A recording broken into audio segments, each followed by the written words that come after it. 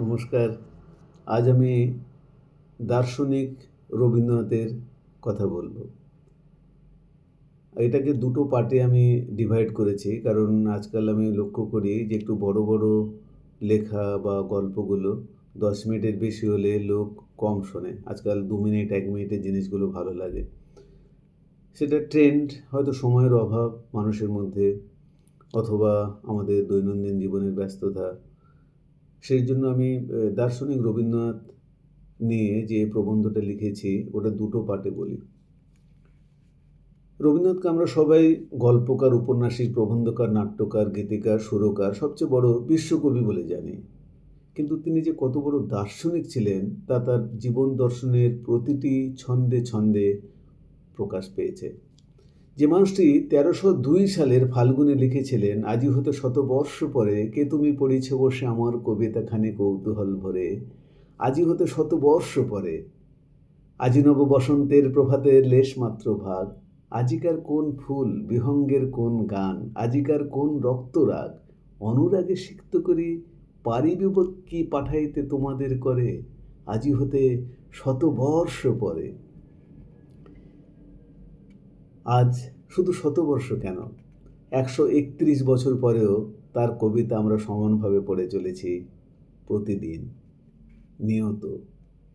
তাই তো তিনি আমি কবিতায় লিখেছিলেন, আমারই চেতনা রঙে পান্না হলো সবুজ, চুনি উঠল রাঙা হয়ে, আমি চোখ মেললুম আকাশে, জ্বলে উঠল আলো পূবে পশ্চিমে, গোলাপের দিকে চেয়ে বললুম সুন্দর, সুন্দর হলো সে। তুমি বলবে যে তত্ত্ব কথা, এ কবির বাণী নয়। আমি বলবো সত্য, তাই এ কাব্য, এ আমার অহংকার, অহংকার সমস্ত মানুষের হয়ে। মানুষের অহংকার পটেই বিশ্বকর্মার বিশ্বশিল্প।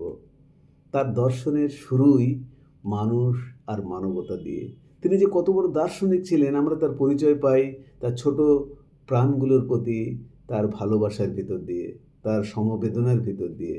শান্তিনিকেতনে বসে যখন তিনি লিখতেন আর পাশের সাঁওতাল বুড়িটা বারবার বলে যেত, আরে বুড়ো, লেখাপড়া ছাড়া তোর কি কোনো কাজ নাই রে?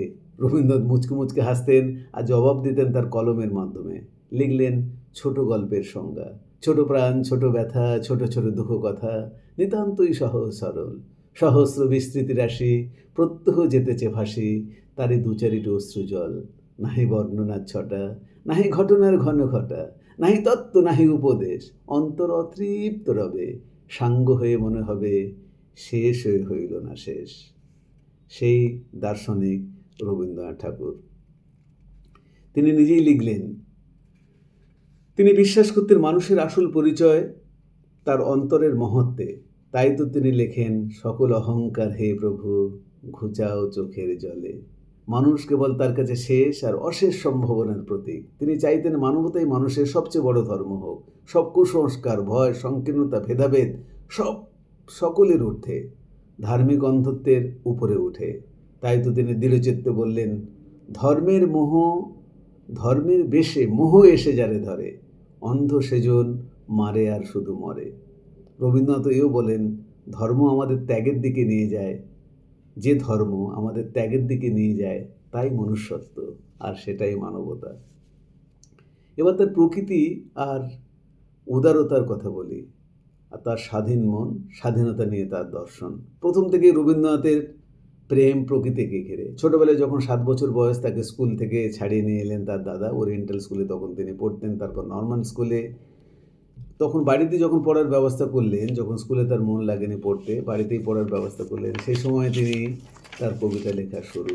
জানলা দিয়ে বাইরে তাকাতেন আর বৃষ্টি পড়তো দেখে তিনি এসে তার কাগজে কলমে লিখতেন, জল পড়ে পাতা নড়ে, অথবা কোনো কল্পিত দিঘি জলে ভরে গেছে, চারদিকে নানা ফুল ধরে আছে, তাতে তিনি কল্পনা করে লিখতেন, দিঘি ভরা জল করে ঢল ঢল, নানা ফুল ধারে ধারে, কচি ধান গাছে ক্ষেত ভরে আছে, হাওয়া দোলা দেয় তারে, অজয় নদী এলো বান, জলে ভাসা সোনার দান, অথবা খুকু গেছে জল আনতে পদ্মা দিঘির ঘাটে, পদ্মা দিঘির কালো জলে হরেক রকম ফুল, হাঁটুর নিচে তুলছে কুকুর গোছা ভরা চুল। প্রকৃতি তার কাছে ব্রহ্ম, ঋতু, আলো, নদী, পাহাড়, মেঘ, বন, পাখি তার লেখার প্রতিটি ছত্রে ছত্রে। আমাদের ছোট নদী চলে আঁকে বাঁকে, বৈশাখ মাসে তার হাঁটু জল থাকে, পার হয়ে যায় গরু, পার হয়ে গাড়ি, দুই ধার উঁচু তার ঢালু তার বাড়ি। কুমোর পাড়ায় গরুর গাড়ি, বোঝাই করা কলসি হাঁড়ি, গাড়ি চালায় বংশীবদন, সঙ্গে যে যায় ভাগ্নে বদন, হাট বসেছে শুক্রবারে বক্সিগঞ্জের পদ্মা পারে। বিশ্ব প্রকৃতির দিকে তাকিয়ে তাকিয়ে তিনি গাইতেন মনে মনে, আলো আমায় আলো গো, আলোয় ভুবন ভরা। অথবা মনোমোর মেঘের সঙ্গী, উড়ে চলে দিক দিগন্ত পানে, শ্রাবণ বর্ষণ সঙ্গীত, রিমিঝিম রিমিঝিম রিমিঝিম। তোরা যে যা বলিস ভাই, আমার সোনার হরিণ চাই। প্রকৃতিকে তিনি জীবনের সবচেয়ে বড় শিক্ষক হিসেবে মেনে নিয়েছিলেন, যেন প্রকৃতি জীবনের সত্যিকারের শিক্ষক। মানুষ আর প্রকৃতিকে কিভাবে টেনে এনে মিলে মিশে একাকার করে দিয়েছিলেন। আর তাই তো মাত্র 18 বছর বয়সে তিনি লিখেছিলেন নির্ঝরের স্বপ্নভঙ্গ। আজিয়ে প্রভাতে রবির কর, কেমনে পশিল প্রাণের পর, কেমনে পশিল গুহার আঁধারে প্রভাত পাখির গান, না জানি কেন রে এতদিন পরে জাগিয়া উঠেছে প্রাণ, ওরে জাগিয়া উঠেছে প্রাণ, ওরে উথলি উঠেছে বাসনা, প্রাণের আবেগ প্রাণের বাসনা রুধিয়া রাখিতে নারী। তাই তো কবি লিখেছিলেন নিজের প্রাণের মধ্যে, প্রকৃতির প্রাণের মধ্যে ও পরের প্রাণের মধ্যে প্রবেশ করাকেই বলে কবিত্ব।